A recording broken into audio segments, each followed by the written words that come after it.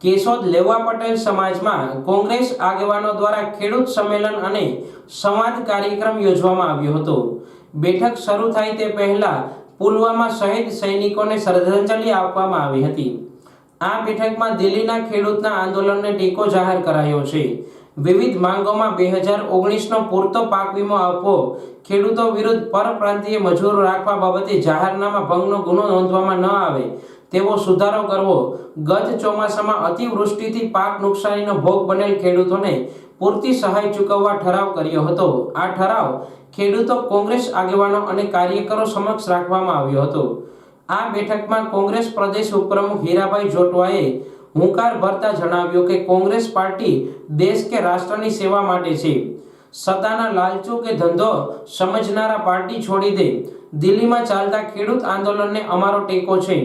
અધૂરામાં રામ મંદિરનો પ્રાણ પ્રતિષ્ઠા મહોત્સવ માત્ર ચૂંટણી મુદ્દો હોવાનું જણાવી રામ મંદિરની નીંવ જવાહરલાલ નહેરુએ અને સોમનાથ ભગવાનનો જીર્ણોદ્ધાર સરદાર વલ્લભભાઈ પટેલે કર્યો હોય એ અમે ધર્મ કે ભગવાનના વિરોધી નથી તેમ કહી રામ મંદિરના પ્રાણ પ્રતિષ્ઠા મહોત્સવનો શંકરાચાર્ય દ્વારા પણ વિરોધ કરાયાનું જણાવી આગામી લોકસભાની ચૂંટણીને લઈ કોંગ્રેસ પાર્ટી જીતશે તેવો વિશ્વાસ વ્યક્ત કર્યો હતો। આ કોંગ્રેસ સંમેલનમાં કિસાન કોંગ્રેસ, સેવાદળ, અનુસૂચિત જાતિ સેલ, ઓબીસી સેલ તેમજ માલધારી સેલના જુદા જુદા હોદ્દા આપી 22 કાર્યકરોને નિમણૂક આપવામાં આવી હતી।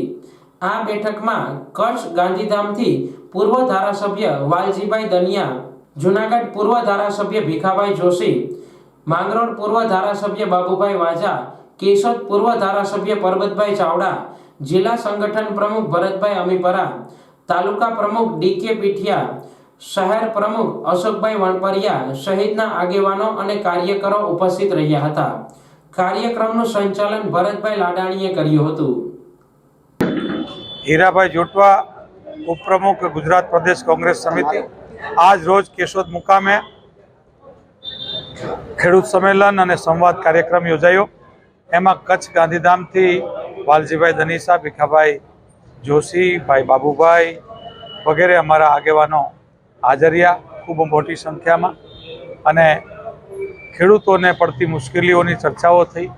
ખાસ કરીને દેશમાં ખેડૂતો પોતાના હક હિતો માટે લડતા હોય એવા વખતે સરકાર જેમ આતંકવાદીને યારે જેવું વર્તન કરે છે એથી ખરાબ વર્તન કરે છે એ ખૂબ ખોટું થઈ રહ્યું છે।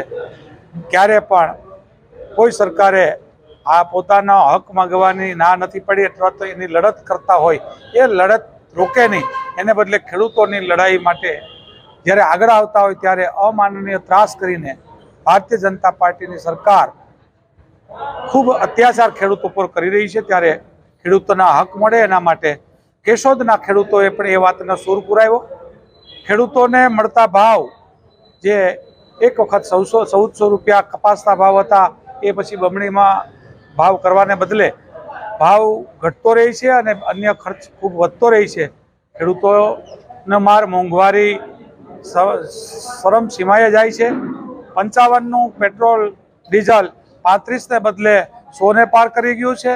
55 સામેના રૂપિયા આજે 83 ને પાર કરી ગયા છે। ત્યારે અનગઢ વહીવટ જે ભારતીય જનતા પાર્ટીની સરકાર કરી છે એમના માટે હિન્દુસ્તાનની પ્રજા હવે અસહ્ય મોંઘવારીથી ત્રાસીને એમના સામે ટૂંક સમયમાં આવે એવું દેખાઈ રહ્યું છે, અને એ આજે કેશોદમાં અમે જોયું છે। પક્ષના ઘણા હોદ્દેદારો હજી છાની છૂટી રીતે એવી ચર્ચામાં છે કે પક્ષ છોડીને જઈ રહ્યા છે, એ બાબતે શું કહેશો?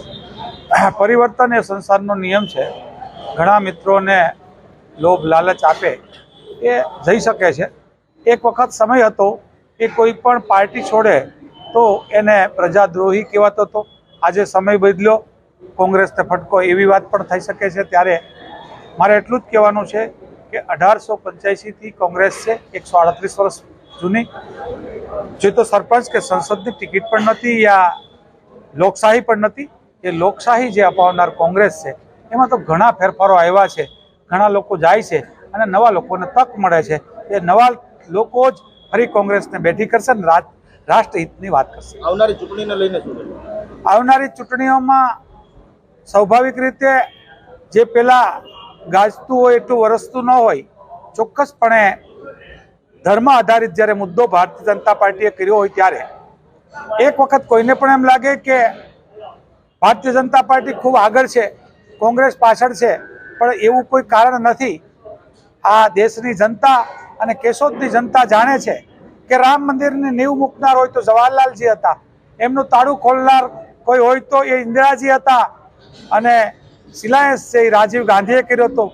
સુપ્રીમ કોર્ટના ફેસલાથી મંદિરનું નિર્માણ થયું છે, અને એ સુપ્રીમ કોર્ટમાં સનાતન ધર્મના આધાર સ્તંભ શંકરાચાર્યો એમાં પાર્ટી હતી, એમને પણ જ્યારે આમંત્રણ ન હોય, પ્રાણ પ્રતિષ્ઠા રામ મંદિરની થતી હોય ત્યારે એ વખતે એમને રામ ભગવાનનું મંદિર અધૂરું હોય, કળશ યા મીંડું ન સડ્યું હોય ત્યારે માત્ર ચૂંટણીની લાલસા અને માત્ર મત મેળવવા માટે રામનો દુરુપયોગ કરતા હોય એવું લાગી રહ્યું છે. ત્યારે ચોક્કસપણે એમ કહી શકીશું કે સોમનાથ ભગવાનનો જીર્ણોદ્ધાર પણ કોંગ્રેસના સરદાર વલ્લભભાઈ પટેલે જ કર્યો હતો, અને આ વાત છે એ લોકો સુધી જશે અને ચોક્કસ કોંગ્રેસ જ જીતશે એવો મને પૂરો વિશ્વાસ છે.